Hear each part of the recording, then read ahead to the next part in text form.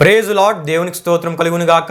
ప్రియమైన దేవుని బిడ్డలారా, మరొకసారి ఈ ఆధ్యాత్మిక కార్యక్రమం ద్వారా ఈ విధముగా మిమ్మల్ని కలుసుకున్నటకు దేవుడు నాకు అనుగ్రహించిన ఈ గొప్ప భాగ్యాన్ని బట్టి ముందుగా దేవాతి దేవునికి కృతజ్ఞతాస్తుతులు చెల్లించి ఉన్నాను. అదేవిధంగా ఈ ఆధ్యాత్మిక కార్యక్రమంలను వీక్షించిన ఆత్మీయులకు మీ అందరికీ ప్రభువైన యేసుక్రీస్తు నామములో శుభాభివందనాలు తెలియజేస్తూ ఉన్నాను. ప్రియమైన దేవుని బిడ్డలారా, గత వారము పరలోకమందు ఆమోదించబడు బాప్తిసం ఏదియో తెలుసా అనే అంశాన్ని మనం ధ్యానం చేసుకోవడం జరిగింది. గత వారం ఈ అంశ సందేశాన్ని పూర్తిగా మనం ధ్యానం చేసుకోలేకపోయాం. అయితే ఈ అంశానికి చెందిన మిగిలిన విషయాల్ని ఈరోజు మనం తెలుసుకుందాం. ముందుగా ఈ అంశానికి సంబంధించిన మూలవాక్య వచ్చిన భాగాల్ని మనం చదువుకుందాం. అపోస్తలుల కార్యములు 19వ అధ్యాయం 3 నుండి 5 వరకు రాయబడిన వాక్యవచనాలు ఉన్నాయి. ఆ వాక్యవచనాల్ని నేను మీ కొరకు చదువుచూ ఉన్నాను. ప్రార్థనాపూర్వకంగా ఆలకించవలసిందిగా ప్రభువైన యేసుక్రీస్తు నామంలో మీ అందరినీ కోరుచూ ఉన్నాను. అక్కడ ఈ విధంగా రాయబడి ఉన్నట్లు మనం చూస్తూ ఉంటాం. అప్పుడు అతడు, అలాగైతే మీరు దేనిని బట్టి బాప్తిసం పొందుతారని అడుగగా వారు యోహాను బాప్తిసమును బట్టియే అని చెప్పిరి. అందుకు పౌలు, యోహాను తను వెనుక వచ్చేవాని అందు అనగా యేసునందు విశ్వాసం ఉంచవాలని ప్రజలతో చెప్పుచు మారు మనసు విషయమై బాప్తిసమిచ్చనని చెప్పాను. వారి ఈ మాటలు విని ప్రభువైన యేసు నామమున బాప్తిసం పొందిరి అని మనం చూస్తూ ఉంటాం. అంతేకాకుండా యేసుక్రీస్తు అని త్రియేక నామంలో బాప్తిసం పొందిన వీరు పరిశుద్ధాత్మచే నింపబడిరి, భాషలు మాట్లాడిరి, ప్రవచించిరి అని అపోస్తలుల కార్యములు 19వ అధ్యాయం 6, 7 వచ్చిన భాగాల్లో మనం చూస్తూ ఉంటాం. హల్లెలూయా, హల్లెలూయా. అయితే ప్రియమైన దేవుని బిడ్డలారా, ఈ అంశానికి సంబంధించి గత వారం మనం తెలుసుకున్న విషయాలు ఏమై ఉన్నాయంటే, బాప్తిసము అనే పదానికి అర్థాన్ని మనం తెలుసుకున్నాం. బాప్తిసం అంటే ఏంటో మనం తెలుసుకోవడం జరిగింది. అంతేకాకుండా బాప్తిసము దేనికి గుర్తుగా ఉన్నది అనే విషయాన్ని తెలుసుకున్నాం. పరిశుద్ధాత్మ బాప్తిసాన్ని గురించి, అగ్నితో ఇవ్వబడే బాప్తిసాన్ని గురించి, బాప్తిసము ప్రతి ఒక్కరూ ఎందుకు తీసుకోవాలి అనే విషయాన్ని తెలుసుకోవడం జరిగింది. అంతేకాకుండా నీటి మూలమైన బాప్తిసము యేసుక్రీస్తు అని త్రియేక నామంలో తీసుకున్న వారికి పరసంబంధమైన భూసంబంధమైన ఆశీర్వాదాలు ఎటువంటివి కలుగుతాయో గత వారం మనం తెలుసుకోవడం జరిగింది. హల్లెలూయా, హల్లెలూయా. ప్రియమైన దేవుని బిడ్డలారా, గత వారపు వీడియోని వీక్షించలేని వారు ఈ వీడియో డిస్క్రిప్షన్లో గత వారపు వీడియో లింక్ ఇవ్వడం జరుగుతుంది. మీరు వీక్షించినట్లయితే ఇంకా వివరంగా ఈ విషయాలన్నీ మీకు అర్థమవుతాయి. బాప్తిసమును గురించి ఎన్నో విలువైన విషయాలు మీరు తెలుసుకోగలరు. హల్లెలూయా, హల్లెలూయా. ప్రియమైన దేవుని బిడ్డలారా, ఈ వారము మరికొన్ని విలువైన విషయాలు ప్రార్థనాపూర్వకంగా మనం ధ్యానం చేసుకుందాం. ముందుగా మనం చదువుకున్న మూలవాక్య వచ్చిన సందర్భ విషయాల్ని మనం ధ్యానం చేసుకుందాం. అపోస్తలుల కార్యములు 19వ అధ్యాయం 1 నుండి 5 వరకు రాయబడిన వాక్యవచనాల్ని మరొకసారి మనం చదువుకుందాం. అపోల్లో కొరింథీలో ఉన్నప్పుడు జరిగినదేమనగా, పౌలు పై ప్రదేశంలో సంచరించి ఎఫెసునకు వచ్చి కొందరు శిష్యులను చూచి, మీరు విశ్వసించినప్పుడు పరిశుద్ధాత్మను పొందితిరా అని వారిని అడుగగా, వారు పరిశుద్ధాత్మ ఉన్నాడనే సంగతియే మేము వినలేదని చెప్పిరి. అప్పుడు అతడు, అలాగైతే మీరు దేనిని బట్టి బాప్తిసం పొందితిరని అడుగగా వారు యోహాను బాప్తిసమును బట్టియే అని చెప్పిరి. అందుకు పౌలు, యోహాను తన వెనుక వచ్చేవాని అందు అనగా యేసునందు విశ్వాసం ఉంచవాలని ప్రజలతో చెప్పుచు మారు మనసు విషయమైన బాప్తిసం ఇచ్చానని చెప్పాను. వారు ఆ మాటలు విని ప్రభువైన యేసు నామమున బాప్తిసం పొందిరి అని మనం చూస్తాం. హల్లెలూయా, హల్లెలూయా. అయితే ప్రియమైన దేవుని బిడ్డలారా, ముందుగా అపోల్లోని గురించి మనం తెలుసుకుందాం. ఈ అపోల్లో ఐగుప్తులోని అలెగ్జాంద్రియాలో పుట్టిన లేవీయుడు. లేఖనముల యందు గట్టివాడై వాక్చాతుర్యం గలవాడై ఈ అపోల్లో ఉండేవాడు. అంతేకాకుండా పాత నిబంధనలోని ప్రవచనములను జాగ్రత్తగా చదివి బాప్తిసమిచ్చి యోహాను ప్రసంగములను గురించి విని నజరేయుడగు యేసే రావాల్సిన మెస్సియా అని గ్రహించి క్రీస్తు శిష్యుడయ్యాడు.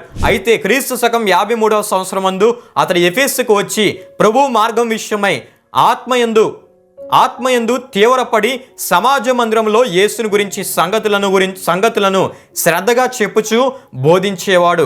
అయితే అకుల్లాయు ప్రిస్కిల్లాయు అతడు చెప్పు దాన్ని విని అతన్ని చేర్చుకొని దేవుని మార్గం మరి పూర్తిగా అతనికి విశదపరిచిరి.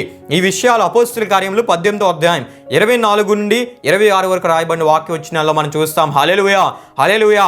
అక్కడి నుండి అకాయాకు వెళ్ళి క్రీస్తుని గురించిన సంగతి యావత్తు అతి బలంతో బోధించి లేఖనము ద్వారా యేసే క్రీస్తుని రుజువుపరిచి దైవ కృప వలన విశ్వసించిన వారికి చాలా సహాయం చేయటను అపోస్తలుల కార్యం 18వ అధ్యాయం 27, 28 వచనాల్లో మనం చూస్తూ ఉంటాం.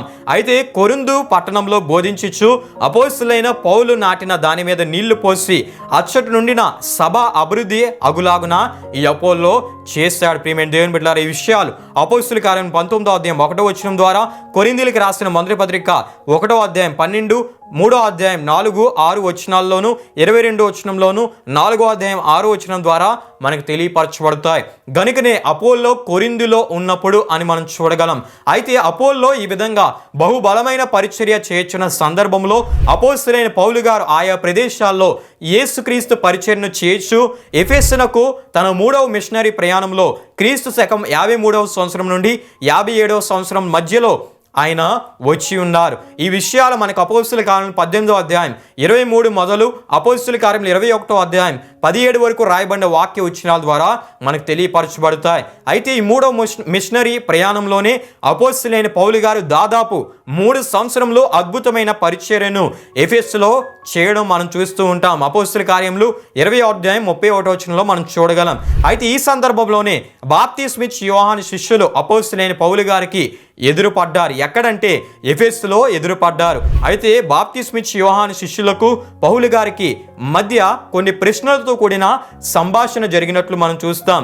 ఇంతకీ ఈ సంభాషణ ఏమిటంటే, యేసుక్రీస్తుని విశ్వసించిన మీరు పరిశుద్ధాత్మను పొందితిరా అని బాప్తిస్మిచ్చు యోహాను శిష్యులను అపోస్తులైన పౌలు గారు అడగగా వారు ఇలా అంటారు, పరిశుద్ధాత్మ ఉన్నాడనే సంగతియే మేము వినలేదని వారు చెప్పడం మనం చూస్తాం. అప్పుడు అపోస్తులైన పౌలు గారు బాప్తిస్మిచ్చు యోహాను శిష్యులను మీరు దేనిని బట్టి బాప్తిస్మం పొందితిరి అని అడిగినట్లు మనం చూస్తూ ఉంటాం. అప్పుడు వారు యోహాను బాప్తిస్మమును బట్టియే అని చెప్పినట్లు మనం చూస్తాం. అప్పుడు అపోస్తులైన పౌలు గారు ఇలా వారికి తెలియజేయడం మనం చూస్తాం. యోహాను తన వెనుక వచ్చు వానియందు అనగా యేసునందు విశ్వాసం ఉంచవలనని ప్రజలతో చెప్పుచు మారు మనసు విషయమైన బాప్తిస్మం ఇచ్చినని చెప్పి యేసుక్రీస్తు నామములో వారికి బాప్తిస్మం ఇవ్వడం జరిగి ఉన్నది. అంటే ప్రియమైన దేవుని బిడ్డలారా, బాప్తిస్మం ఇచ్చే యోహాను బాప్తిస్మము మారు మనసుకి సంబంధించినది కాగా, ఈ బాప్తిస్మం పొందిన వారు ఆనాడు రెండవసారి యేసుక్రీస్తు నామంలో బాప్తిస్మం పొందినట్లు మనం చూస్తాం. ఈ బాప్తిస్మము యేసుక్రీస్తే ఏకైక నిజ దేవుడని, పరలోకం నుండి వచ్చిన దేవుడని విశ్వసించచ్చు ఆయనను ఏకైక నిజ దేవునిగా బహిరంగంగా స్వీకరించుటకు గుర్తయి ఉన్నది. ప్రియమైన దేవుని బిడ్డలారా, అంతేకాకుండా యేసుక్రీస్తు నామంలో బాప్తిస్మం పొందకపోతే పాప క్షమాపణ కలుగుదు సరికదా, వాగ్దాన వరమైన పరిశుద్ధాత్మను పొందలేరు. గనుకనే బాప్తిస్మం ఇచ్చే యోహాను ద్వారా బాప్తిస్మం పొందిన వారు రెండవసారి యేసుక్రీస్తు నామంలో బాప్తిస్మం పొందగా మార్కు సువార్త 16వ అధ్యాయం 16, 18 వచనాల ప్రకారము వాగ్దాన సంబంధమైన క్రొత్త భాషలు అనే వరమును వారు పొందినట్లు మనం చూస్తాం. అపోస్తుల కార్యములు 2వ అధ్యాయం 38, 39 వచనాల ప్రకారము పరిశుద్ధాత్మ అనే వరాన్ని వారు పొందినట్లు మనం చూస్తాం. ఎప్పుడైతే పరిశుద్ధాత్మ అనే వరాన్ని వారు పొంది ఉన్నారో అపోస్తుల కార్యములు 2వ అధ్యాయం 17, 18 వచనాల ప్రకారము ప్రవచించుటను కూడా మనం చూస్తూ ఉంటాం. హల్లెలూయా, హల్లెలూయా. ఈ 3 కూడా యేసుక్రీస్తు నామంలో వారు బాప్తిస్మం పొందిన తదుపరి, అంటే బాప్తిస్మం ఇచ్చి యోహాను శిష్యులు పొందిన తదుపరి పొందుకున్నట్లు అపోస్తుల కార్యం 19వ అధ్యాయం 5 నుండి 7 వరకు రాయబడిన వాక్యవచనాల్లో మనం చూడగలం. అయితే ప్రియమైన దేవుని బిడ్డలారా, మీకు ఈ సమయంలో కొన్ని ప్రశ్నలు కలగచ్చు. బాప్తిస్మము ఎన్నిసార్లైనా తీసుకోవచ్చా అంటే ఎన్నిసార్లైనా తీసుకోకూడదు సరికదా. ఎన్నిసార్లైనా బాప్తిస్మము ప్రభు సేవకులైన వారు ఇవ్వకూడదు. ఎందుకంటే బాప్తిస్మము 2 సార్లు ఇవ్వడం బాప్తిస్మం ఇచ్చే యోహాను శిష్యుల విషయం మాత్రమే ఈ సందర్భంలోనే జరిగింది కానీ యేసుక్రీస్తు నామంలో బాప్తిస్మం తీసుకున్న వారి విషయమై కాదని తప్పక ఈ సత్యాన్ని మనం తెలుసుకోవాలి. ఎఫెసీయులకు రాసిన పత్రిక 4వ అధ్యాయం 5వ వచనంలో ఉన్నట్లు బాప్తిస్మం ఒక్కటే, అది ఒక్కసారే జరగాలి. అది తండ్రి యొక్కయు కుమారుని యొక్కయు పరిశుద్ధాత్మ అను త్రియేక దేవుని నామంలోనే జరగాలి. ఇది వాక్యానుసారమైన బాప్తిస్మం ఉన్నది, యేసు ప్రభువు వారు చెప్పిన బాప్తిస్మం ఉన్నది. ఈ విషయం మత్తయి సువార్త 28వ అధ్యాయం 19, 20 వచనాల్లో మనం చూడగలం. అయితే ప్రియమైన దేవుని బిడ్డలారా, చాలా మంది క్రైస్తవులు సంఘాలు మారినప్పుడల్లా బాప్తిసాలు తీసుకుంటూ ఉంటారు. ఇది వాక్య విరుద్ధమై ఉన్నది అని మనం తప్పక తెలుసుకోవాలి. అంతేకాకుండా మరికొంతమంది క్రైస్తవులు బాప్తిసం తీసుకున్నారంట కానీ లోకంలో, పాపంలో, అక్రమంలో, వ్యభిచారంలో, సాతాను చెరలోనికి వెళ్ళిపోయారంట. మరలా ఇప్పుడు యేసు ప్రభువారు తన ఆత్మ చేత గద్దించారంట. ఇప్పుడు బాప్తిసం తీసుకొని పరిశుద్ధంగా జీవిస్తారంట. అందుకే మరలా బాప్తిసం తీసుకుంటారంట. ఇది వాక్య విరుద్ధమై ఉన్నది. పరలోకమందు ఈ బాప్తిసము ఆమోదించబడనిది అని తప్పక మనం తెలుసుకోవాలి. ఎందుకంటే బాప్తిజం తీసుకున్న నీవు చెడిపోతే, తప్పిపోతే, పడిపోతే పశ్చాత్తాపపడాలే తప్ప మరలా బాప్తిజం తీసుకోకూడదు అనే విషయాన్ని తప్పక తెలుసుకోవాలి.